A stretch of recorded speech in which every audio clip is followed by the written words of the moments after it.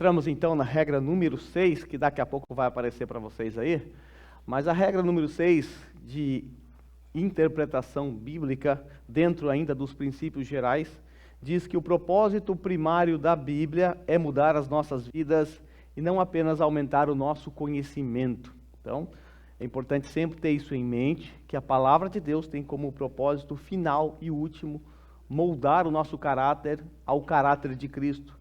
Nós estudamos a palavra de Deus não para aumentar o nosso conhecimento. Nós estudamos a palavra de Deus, ainda que aumente o nosso conhecimento, mas esse não é o fim principal, o fim último.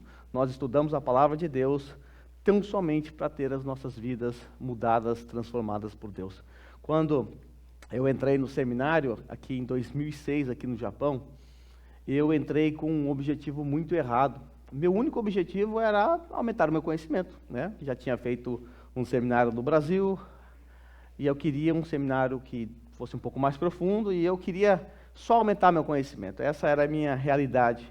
E no primeiro módulo, o meu professor, que também era o diretor do seminário, ele disse algo que ficou guardado no meu coração. Ele disse que nós devemos estudar ali no seminário, porque estava na primeira aula, né? Nós deveríamos estudar ou se inscrever num seminário não para aumentar o conhecimento, não só para isso, porque o conhecimento vai vir, claro, mas é fácil. Mas o mais importante do que o conhecimento é realmente a vida transformada. Então ele disse, é importante que vocês, meus alunos, entendam que o conhecimento adquirido deve redundar ou levar vocês para uma vida santa, piedosa diante do Senhor. Porque se a palavra de Deus não mudar a sua vida, isso significa que você só adquiriu conhecimento. Entrou na sua cabeça, na sua mente, mas não desceu para o seu coração. Tá? Então é muito importante que você tenha isso em mente, porque você pode estar diante de uma matéria como essa, que é uma matéria técnica, né? Vocês estão vendo aqui, nós não entramos ainda nas regras gramaticais, talvez hoje entraremos, mas vocês vão perceber que é uma matéria técnica. Eu estou realmente ensinando princípios. Eu vou ensinar vocês a como buscar certas palavras no texto, como interpretar o texto corretamente. Então, lógico, existe uma tecnicidade aqui, mas por detrás dessa tecnicidade, o que eu quero para vocês é o que eu quero para mim. Que usemos essa tecnicidade para entender o que significa o texto bíblico, para que o texto bíblico, junto com o Espírito Santo, transforme a nossa vida. Então, é importante que você entenda isso dentro dos princípios gerais, que a palavra de Deus, ela foi nos dada para mudar a nossa vida, para nos tornar cada dia mais parecidos com o Senhor Jesus.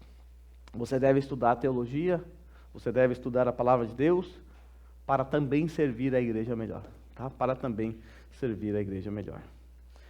Vamos lá para a regra número 7, você pode me interromper a qualquer momento, se você quiser fazer um comentário, o microfone chega até você, tá? Vamos aqui para o princípio número 7, ainda dentro dos princípios gerais, tá aí. Cada cristão tem o direito e a responsabilidade de interpretar as Escrituras. Note o que está escrito aí. Cada cristão, ou seja, todo cristão tem o direito, é seu direito. Ninguém pode te privar de interpretar as Escrituras. Eu estou dizendo isso porque o catolicismo romano, antes da reforma protestante, proibia os leigos, as pessoas que não eram padres, que não eram do alto clero, eles não podiam ler as Escrituras. Eles não podiam interpretar as Escrituras. O catolicismo romano tirou as Escrituras da mão do povo e trancou dentro do monastério, trancou dentro do magistério. Somente então os altos cleros poderiam ler a Bíblia, e aqueles católicos que iam na igreja, chegando lá, a missa era em latim, muitos não entendiam nada, e então era muito fácil enganá-los. Foi nesse período que surgiram muitos desvios doutrinários, como, por exemplo, venda de indulgência, oração aos mortos, e todos os desvios católicos que nós conhecemos. Isso aconteceu por quê? Porque foi tirado do povo o direito de interpretar as Escrituras. Quando Martinho Lutero afixou na porta do castelo de Wittenberg, lá em 1517, as suas 95 teses, rebatendo ali a venda de indulgência, que é aquele documento que eles vendiam, né, naquela época, para você adquirir salvação, ou para você salvar um ente querido que estava no purgatório, doutrina inventada por eles também. Quando Martinho Lutero se deparou com o texto sagrado, principalmente lá em Romanos, capítulo 1, versículos 16 e 17, Depois de sua longa exposição no livro de Gálatas, a mente de Martinho Lutero mudou. E então acendeu no seu coração um desejo em retornar às Sagradas Escrituras. Então, quando Martinho Lutero fixou na porta do castelo de Wittenberg as suas 95 teses, ele estava chamando o povo para o debate. Queria mostrar para o povo, era costume deles na época, hoje o debate é nas redes sociais, mas naquela época era na porta do castelo de Wittenberg, todo mundo que queria debater colocava suas teses ali e as pessoas ficavam debatendo.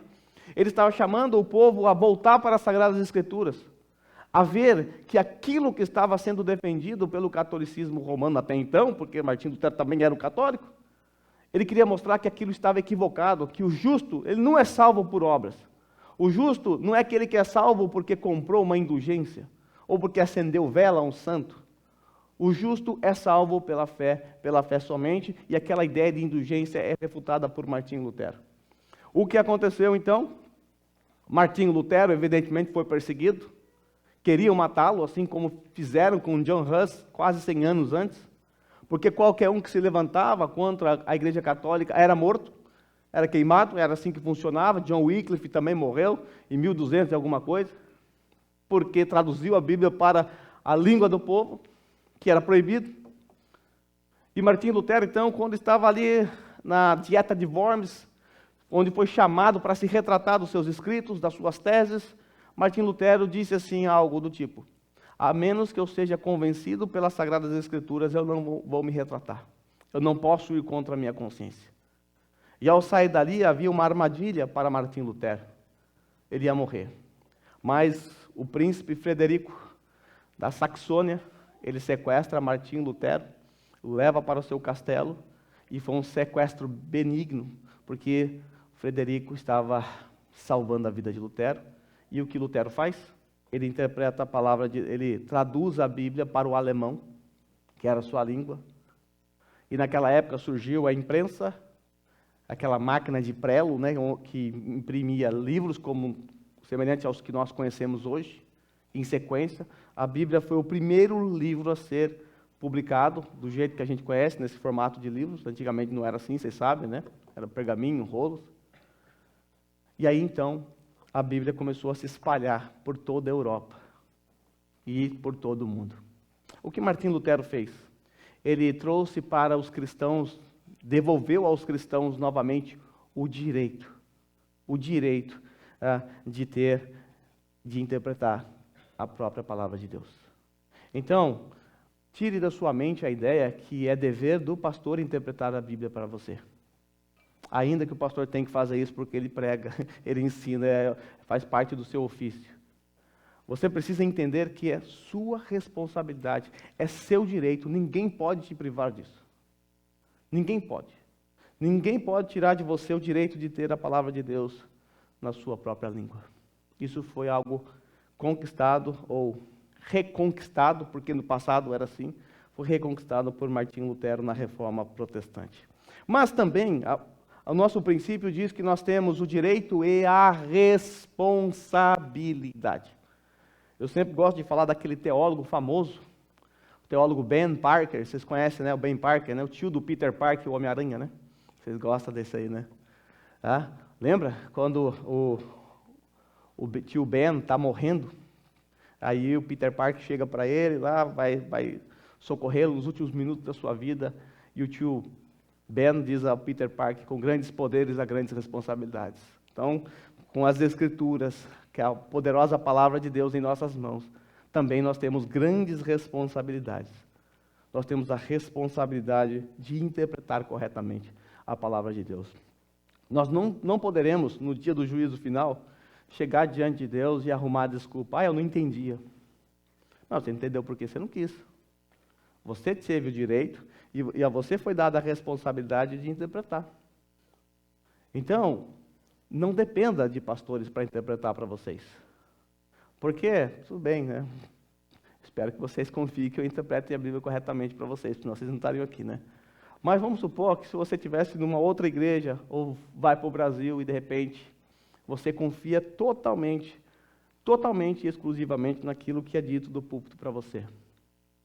Você pode ser enganado, mas a culpa é sua. A culpa não é do falso mestre, que te enganou. A culpa é sua também, porque a palavra de Deus está em suas mãos. Você tem ela no celular, você tem ela em muitos aplicativos, você tem diversas versões, você tem até áudio para ouvir de Bíblia, né? Então, é nossa responsabilidade. Portanto, quando nós entrarmos nos princípios gramaticais, históricos e teológicos de interpretação, anote com muito cuidado e carinho tudo aquilo que vocês vão aprender e procure praticar em casa também, porque é nossa responsabilidade interpretar as Sagradas Escrituras. O que Lutero fez? Tirou a Bíblia da mão do alto clero, que monopolizava as Sagradas Escrituras, e deu a nós. E agora temos que interpretá-la. Até aqui tudo bem? Alguém quer comentar alguma coisa, fazer alguma pergunta? Não? Fale agora, o cálice para sempre. Então vamos lá para o princípio número 8, ou regra número 8. Diz assim: a história da igreja é importante, mas não decisiva na interpretação das Sagradas Escrituras. Vocês sabem que a tradição reformada ama a história da igreja, né? Nós somos muito apegados à história da igreja. A história da igreja é importante demais, porque no passado, lá no 3º, 4º século, a igreja cristã teve que lidar com muitas heresias que surgiram. Nós estamos vendo no livro de João, que nós estamos estudando aqui, que já lá nos dias de João, nos dias de Paulo, surgiu o gnosticismo, né? Nós estamos vendo João rebatendo essa heresia que estava se proliferando na igreja do 1º século. Mas quando nós chegamos no 2º, 3º e 4º século, outras heresias surgiram. Por quê? Porque no período pós-apostólico, o que aconteceu? As pessoas começaram a tentar entender como, por exemplo, funcionavam as duas naturezas de Cristo. Entender como funcionava a ideia de Jesus ser Deus, o Pai ser Deus, o Espírito Santo ser Deus e ser um só Deus, a doutrina da Trindade. Nessa tentativa de entender as coisas, o que aconteceu? Muita ideia esquisita surgiram. Sobre a natureza de Cristo, por exemplo, nestorianismo, eutiquianismo, algumas heresias esquisitas que bagunçavam tudo, as naturezas de Cristo, de forma que aquilo era uma heresia. Então a igreja, naqueles períodos, a igreja convocou um concílio, e esse concílio, composto por teólogos de todas as partes, debateram por um longo período sobre a doutrina da natureza de Cristo, sobre a doutrina da Trindade.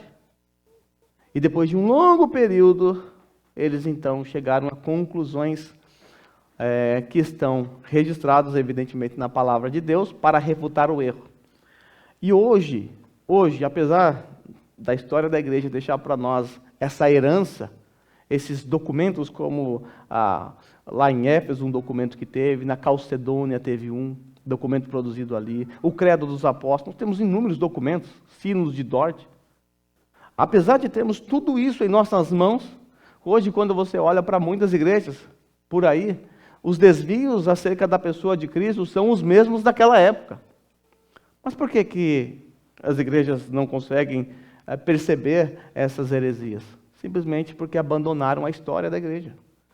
Romperam com a história da igreja. Bastava apenas conhecer, nesse caso, a história da igreja, que resolveria parte do problema.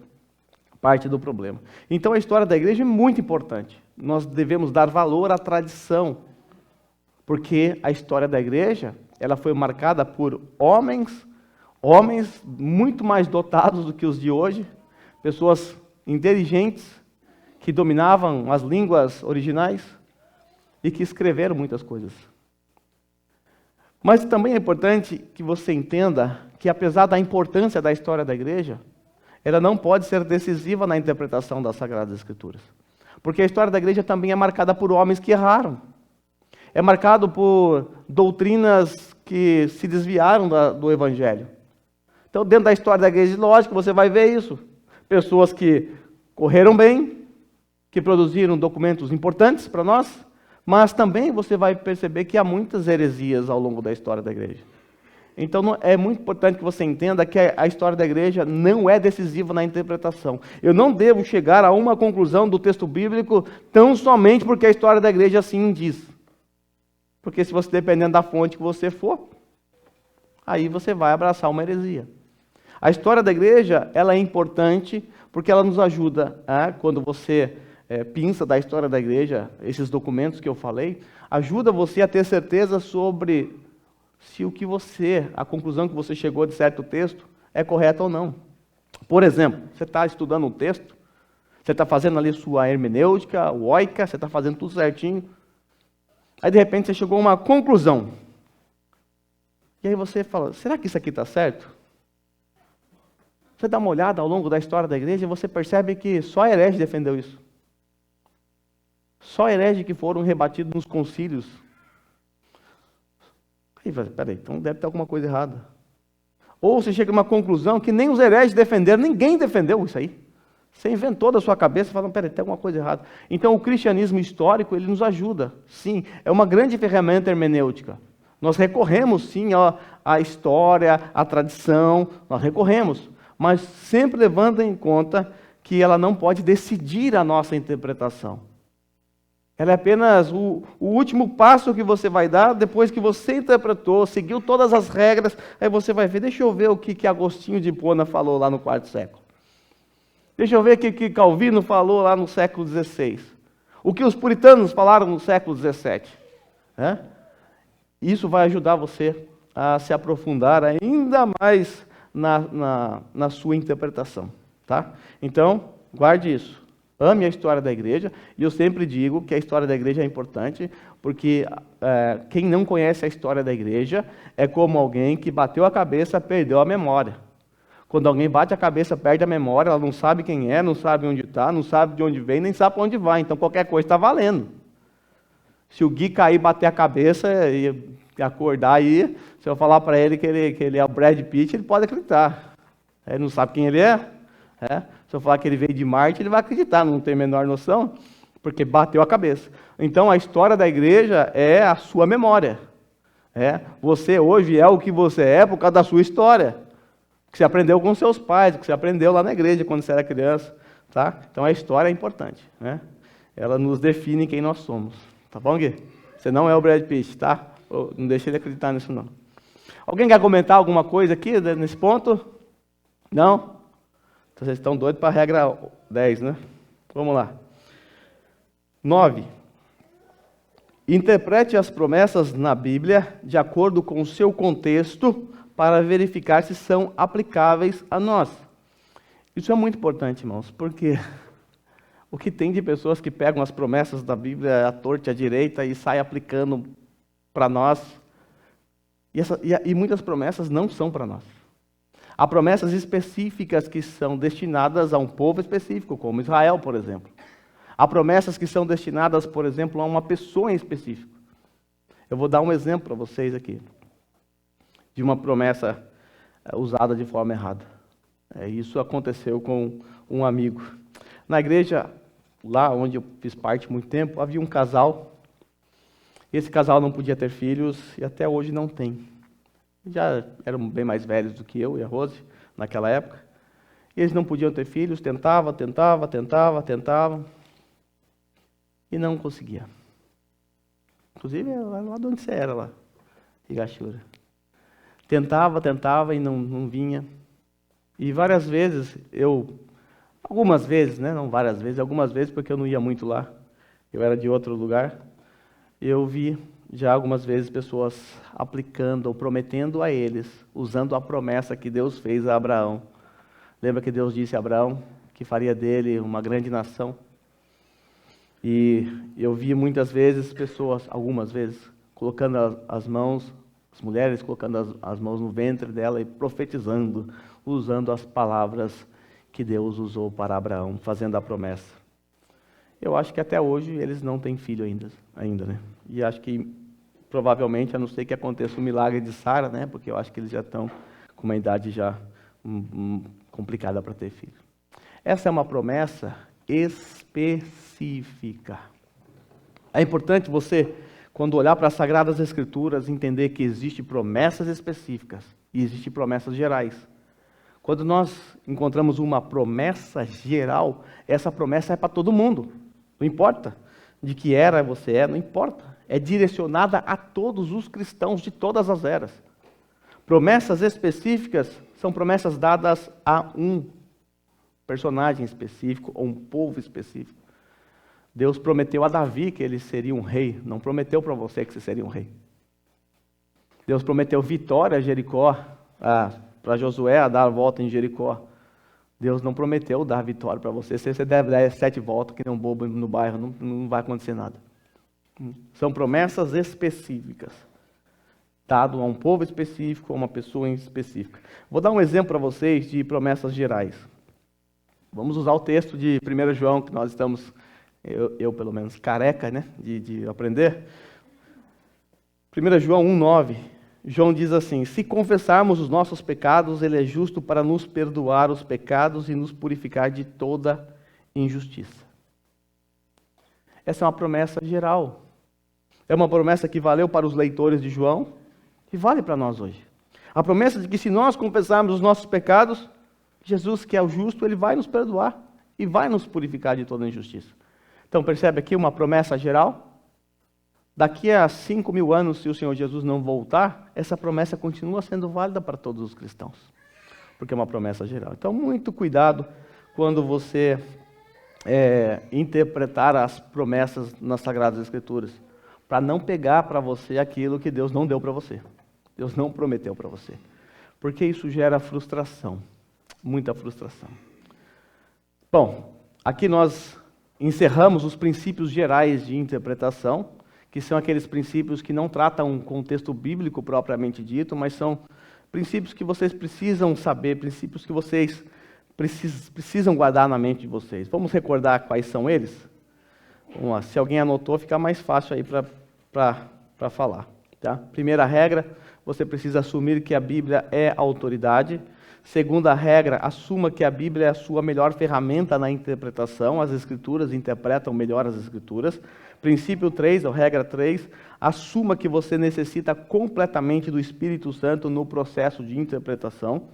Quarto, interprete a experiência pessoal à luz das Escrituras e não a Escritura à luz da sua experiência pessoal. Quinto, os exemplos bíblicos só têm autoridade quando amparados por uma ordem. E agora o sexto, que nós começamos hoje, o propósito primário das Escrituras não é aumentar o nosso conhecimento, mas sim transformar a nossa vida. E 7, cada cristão tem o direito, a responsabilidade de interpretar as Escrituras. Também vimos que a história da igreja é importante, mas não é decisiva na nossa interpretação. E chegamos no princípio geral 9, que diz respeito às promessas. Tudo bem até aqui? Agora nós vamos entrar no grosso da matéria, na parte onde nós vamos lidar com o texto propriamente dito. Por isso nós vamos entrar aqui nos princípios gerais de interpretação. Então, a regra 1 a 9 foram os princípios gerais, e agora nós vamos para os princípios gramaticais. Princípios gramaticais de interpretação. Vamos para a regra 10. Regra 10. Você precisa compreender gramaticalmente a Bíblia antes de compreendê-la teologicamente. É lógico, meus irmãos, a palavra de Deus está na sua mão aí em língua portuguesa. Então você precisa entender a língua portuguesa. O mínimo, o básico, porque senão você não vai conseguir interpretar alguns textos. Isso é muito básico. Muito tempo atrás, eu recebi uma mensagem, um áudio, de alguém que gravou um sermão, um trecho de um sermão de alguém que eu conheço também. E essa pessoa estava pregando lá em Salmo 51, onde Davi, depois de cair em adultério, faz aquela oração de arrependimento. E tem uma parte, Davi diz assim: purifica-me como ísopo. Vocês devem se lembrar, né? Ísopo era uma planta que era usada para purificação. Inclusive os leprosos usavam isso também para a purificação da lepra, né? Ísopo. Esse irmão, ele disse assim, ele deu assim: purifica-me como o isopor.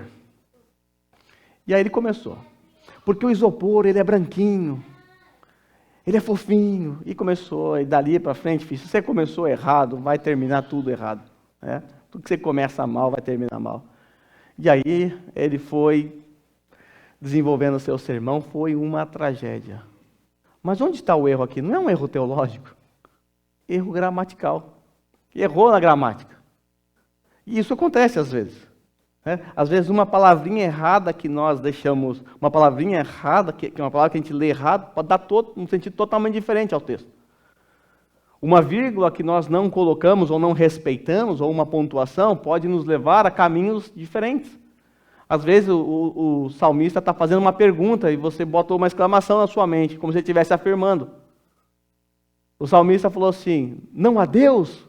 Aí você está falando, o salmista incrédulo, ele está falando que não há Deus. Não, ele não está falando, ele está só ali fazendo uma pergunta para os seus leitores, vocês não acreditam que há Deus? Então é muito importante que você entenda isso. Eu vou passar um vídeo aqui para vocês, um vídeo de uma reportagem muito antiga, e acho que sai aí, né? O áudio sai? Vamos lá? Vamos testar?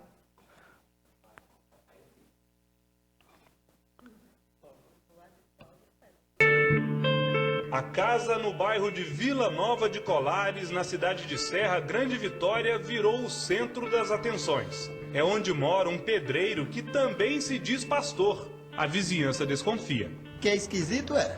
Nunca vi falar que existia que o pastor tem direito nessas coisas. Essas coisas significam casos extraconjugais. O pedreiro pastor é Justino, de 50 anos. E foi na Bíblia que o pastor viu que poderia ter outras mulheres. Gostaria que alguém provasse para mim, biblicamente, aonde foi proibido um homem ter mais de uma mulher. Pouca gente frequenta os cultos do pedreiro que se apresenta como pastor.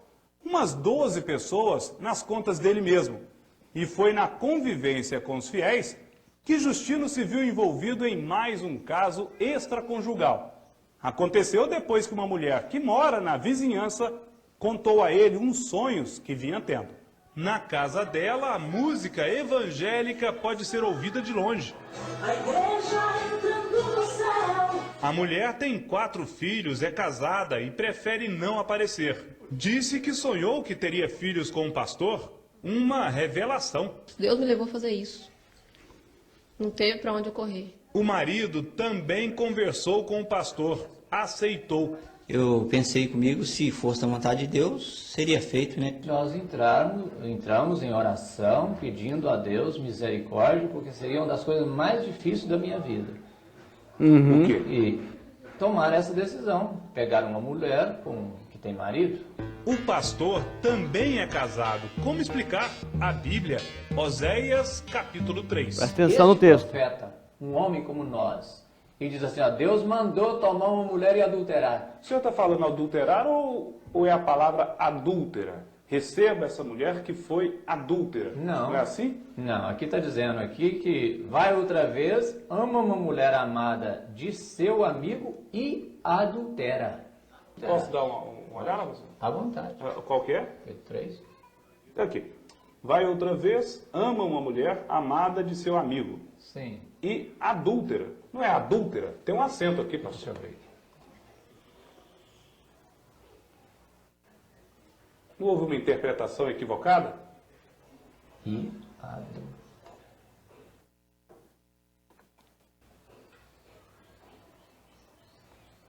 Ou seja, a Bíblia não estaria se referindo a uma mulher adúltera? Deixa eu ver aqui. E não para que o senhor adulterasse? Ah, tá. Ah, tá. Inclusive foi bom nós estamos mexendo nisso aqui, porque uma coisa chama a outra, né? Por isso nós precisamos da direção do Espírito. Precisamos da direção do Espírito, né? Bom, nós vimos várias barbaridades aqui, né? Sonho, depois fazer a vontade de Deus dessa forma aqui, entramos em oração, agora o Espírito Santo. Nós vimos várias barbaridades, mas, veja, um erro gramatical, né? A gramática é importante realmente prestar atenção, porque se nós interpretarmos equivocadamente, gramaticalmente, nós vamos chegar a conclusões estranhas. Eu vou colocar aqui para vocês um texto sem nenhuma pontuação. Nenhuma pontuação, e agora eu quero, aqueles que já participaram da minha aula e assistiram, vocês ficam bem quietinhos aí, senão... eu quero que alguém, ou alguns de vocês, me ajudem a tentar entender o que está aqui. Tá?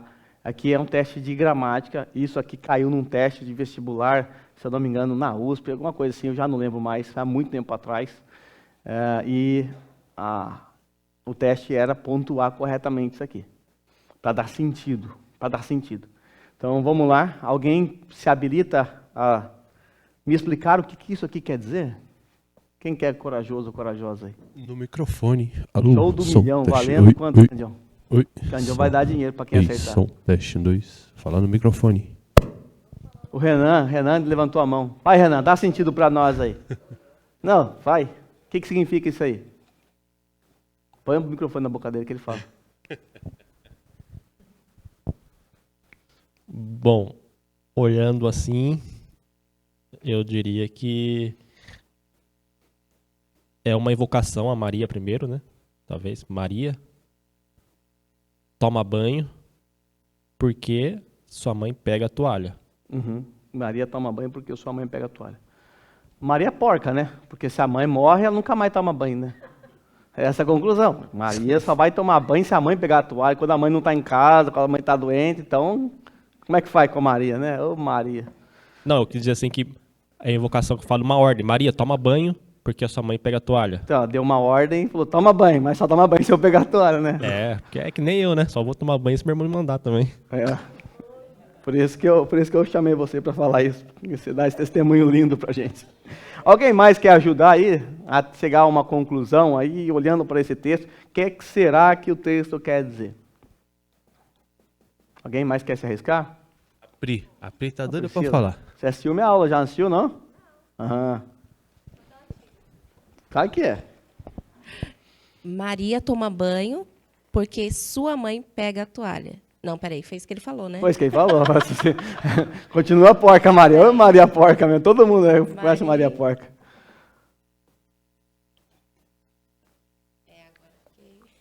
É difícil, né? Se colocar o último ponto, dá pra entender. É? Na- Eu vou na botar toalha. a pontuação. Hã? Candião sabe a resposta. Eu sei. Candião sabe a resposta. É. Eu vou colocar a resposta para vocês aí. Só para mostrar que pontuação faz toda a diferença. Porque algumas palavras, elas têm sentido diferente quando pontuado. Eu vou colocar a pontuação, e aí você vai ver que Maria não era porca. Maria toma banho porque suor. Entendeu? Ali, ponto e vírgula, era suor. Mãe, pega a toalha. Ela pede a toalha. Tá? Então, veja como faz toda a diferença. É difícil, é claro. Não fui eu que coloquei, não.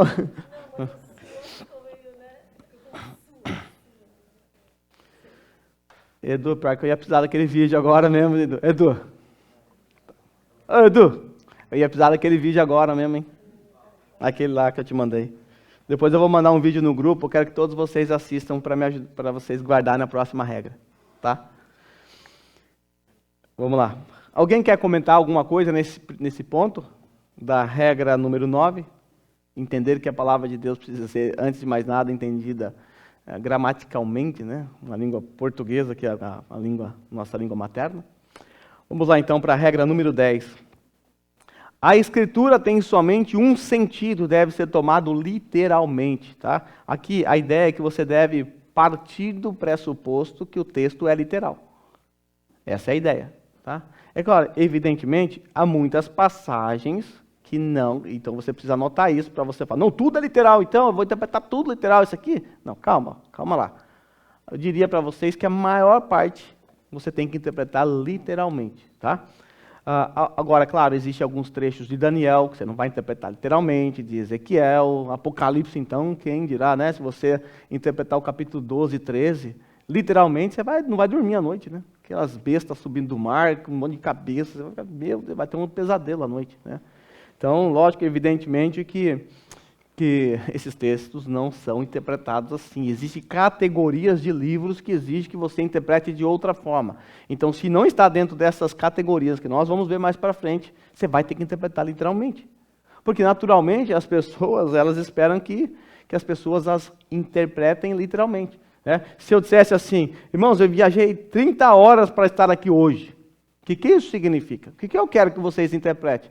Que eu viajei, que eu entrei no carro, peguei um ônibus, um avião, sei lá, estou muito cansado e viajei, cheguei aqui hoje. Eu ficaria muito triste se você entendesse o seguinte, você entendesse com essa minha afirmação que essas 30 horas significam as dificuldades da minha vida, mas mesmo assim estou sempre nas alturas. Mas eu falei, você bebeu? Não quis dizer isso, só quis dizer que eu estou cansado, que eu viajei 30 horas.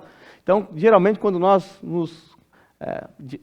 entramos num diálogo, nós esperamos que um interprete o outro literalmente. Porque se a pessoa começar a dar sentidos para a sua palavra, vai parecer uma conversa de louco, que não vai chegar a lugar nenhum. Tá? E a palavra de Deus, principalmente o Novo Testamento, são cartas, a maioria delas, né? Temos os evangelhos também, e Apocalipse, que também é uma carta. São cartas que foram escritas para um povo específico, uma igreja específica que estava lidando com problemas específicos. Então, é uma carta literal. Não é que a igreja de Corinto tem que ir lá e agora, quais são as charadas do apóstolo Paulo aqui nessa carta que ele mandou? O que será que ele quis dizer aqui? Com um texto assim, já de forma literal, o pessoal já viaja na maionese. Imagine se a gente começar a não interpretar o texto de forma literal, né? Literal. Então é muito importante você entender isso, né? O texto tem um sentido literal, tá? Então tome cuidado para não aplicar significados simbólicos no texto. Por exemplo, quando Davi ele vai lutar contra Golias, ele pega 5 pedras, não é? Pega 5 pedras. Aí as pessoas começam a conjecturar, começam a espiritualizar o texto ou não interpretar de forma literal. Dizem, então, Davi pegou 5 pedras porque o nome Jesus tem 5 letras. Mas pensa só, Davi, Golias chegando, espera aí, J, E, mas em hebraico não tem 5 letras, tem 6. Então Davi esqueceu uma pedra. Então não tem sentido você interpretar os textos dessa forma. O texto não diz nada sobre isso. O que o texto diz? Davi pegou 5 pedras. O que significa? Não tenho a menor ideia, mas é isso que está escrito aqui. Porque ele pegou 5 pedras, não faço a menor ideia, mas ele pegou 5 pedras. Eu tenho que ir até o limite do texto. Eu não posso dar significado que não seja literal para o texto. Se não, é isso que os falsos mestres fazem. Eles atribuem ao texto o significado que o texto jamais pretendeu. Tá? Tem a história de Zaqueu, né? Vocês conhecem a história de Zaqueu, né? O baixinho Zaqueu. Zaqueu queria ver Jesus, mas ele era baixinho, não conseguia ver Jesus. O que Zaqueu fez? Subiu numa árvore, né? Para ver Jesus. O que isso significa? Literalmente. Quem pode me dar a resposta? O que significa literalmente isso que eu acabei de falar? Zaqueu subiu numa árvore para ver Jesus.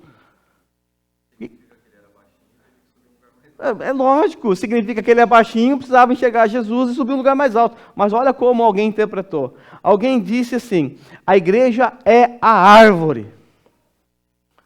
A igreja é a árvore, nós somos Zaqueu.